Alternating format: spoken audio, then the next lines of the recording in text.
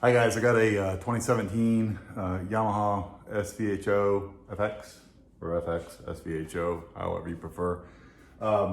Just wanted to do a quick video to show you guys what's worked for me the last 3 years.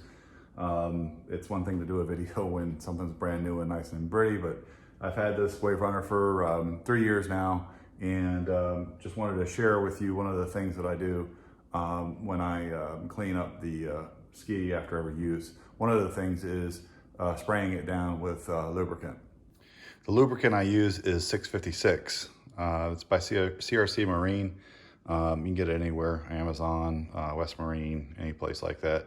But this stuff is really good. All you need to do is spray it down on everything inside this motor compartment right here.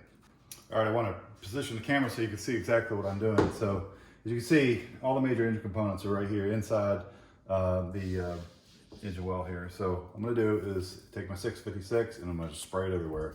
I want a nice coat on everything in here. You don't have to worry about hurting the electronics. You spray it on everything in here and get it nice and soaked so there's a nice sheen on everything. I use my jet ski in salt water all the time, so it's important that you use 656 or some sort of lubricant that's very close to keep everything from corroding. It's very important to do.